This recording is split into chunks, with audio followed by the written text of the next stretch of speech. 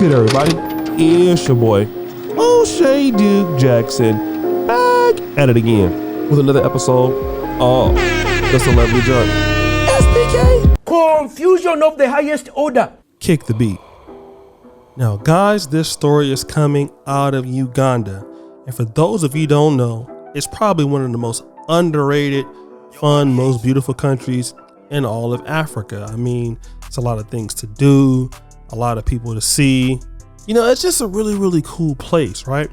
And just like many other parts of the continent, you have a lot of people doing like missionary work, a lot of non-governmental organizations or NGOs. And a lot of times, many of these people are Caucasian. However, you have some people, you know, that are from Uganda or from certain parts of Africa, and they've noticed this trend where they're always looking for these people to come and save them or to come and give them hope or to give them money. And they look at this, some of these people, as adopting the white savior complex. And so some of these Africans have realized that, you know what, I understand that, you know, you're coming to help us, but we got to stop having the white saviors complex, because what happens is a lot of times they look for these people to do all these great things, and yet the blacks are still at the bottom. So there was actually a few sisters that started a group on Instagram and a business and a nonprofit governmental organization called No White Saviors. And give them a round of applause, because that sounds pretty good, right? No, because unfortunately, one of the founders was a white person herself. Now, I've seen this particular lady, I believe, before. Her name is Kelsey Nielsen. She is from, I believe, the Philadelphia area. So she had been coming to Uganda for some time. And I thought that was quite interesting when I first heard about it. I'm like, wait a minute. How are we going to have an organization called No White Saviors, and then you have a founder who is a white woman and no white saviors? Huh? And I thought that was kind of odd. And I was telling people like, yo, y'all better watch this chick, because I think, you know, she's going to end up doing something crazy one day, and the blacks are going to end up in trouble. Well, sure enough, that is exactly what happened, because there's a sister by the name of Olivia Alasso. She is a co-founder and a director at No White Saviors for 4 years. And she wanted to do this and start this thing that black people would have resources and a safe space to share experiences. However, there has been some trouble in paradise, because she has claimed that Kelsey Nielsen, the Caucasian co-founder, has stolen all the money and has put her out of her position, locked her out of accounts and things, and all the money is being controlled by the white woman who is the founder of No More White Saviors. And let me go ahead and read what she had to say. Sad music. Last year around October, I was reviewing the NWS bank statements when I noticed that the funds had been transferred from the organization's PayPal account to an unknown bank account in the USA. Can I get a sound effect? I'm sorry, I'm not laughing. This foreign account was unknown to me and our company accountant. I raised these suspicious monetary transfers with my co-founder, Kelsey Nielsen, who controls and manages the login details of our online payment platforms. At first, she tried to feign ignorance, but on the insistence, she admitted that she had made the transfer. Stop the show.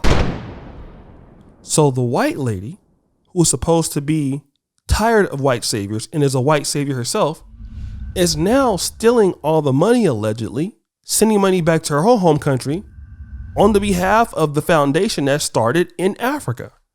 Talk about corruption.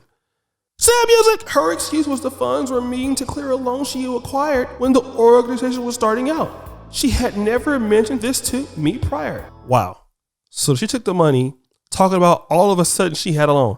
Yeah, it sounds like some corruption to me. I was very disappointed, and after much in-house discussions, we agreed that going forward, all the organization's finances must be streamlined.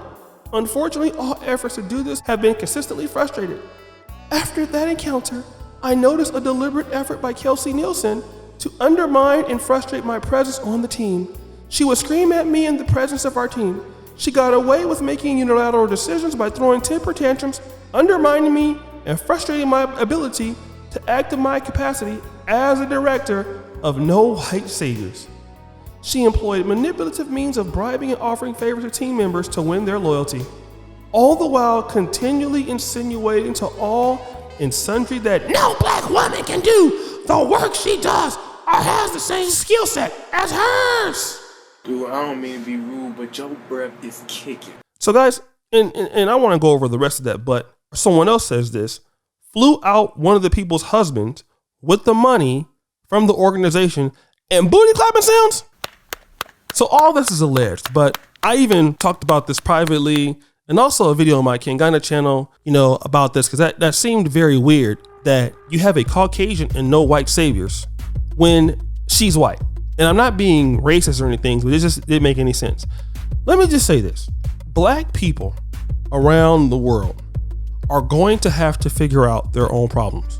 If there is something called no black saviors, one of the things that we can count on, if they're all white people, is you're not going to have a black person controlling the money.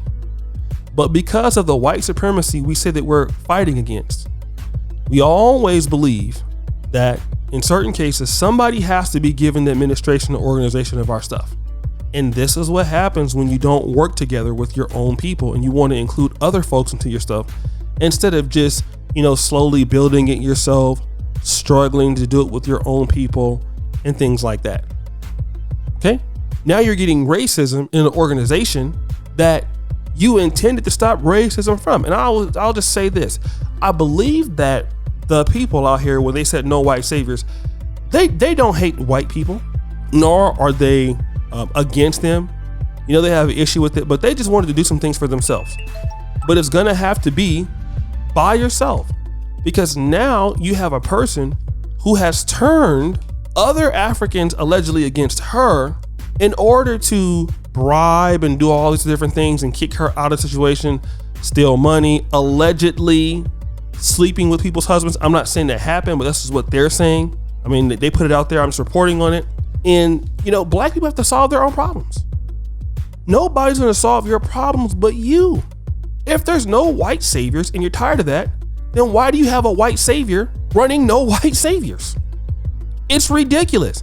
Then you want people to respect you. Nobody respects a group of people who don't respect themselves. And I will tell those sisters out there that are crying on social media, on Instagram, and they have all these liberals and leftists that are trying to, really call out the lady. My question is, why did you agree to have her in the organization? Why did you agree to have her run the money? What did you think that was going to happen? What did you think that could happen? Okay. You are responsible for doing things for your own people, helping your own people, building infrastructure for your own people, not anybody else. It takes a lot of hard work. So until you believe that there's no white saviors, nobody else is going to believe it.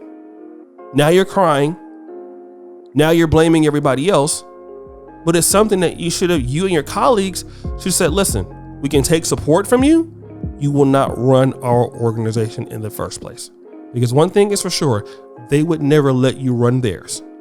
But guys, what do you think? Do you think this is too good to be true? Are you guys shocked by the story? Let me know. First comment pinned at the top. Shout out to my man SPK for the edit. And as you know, the buffoonery remains an all-time high. I'm out.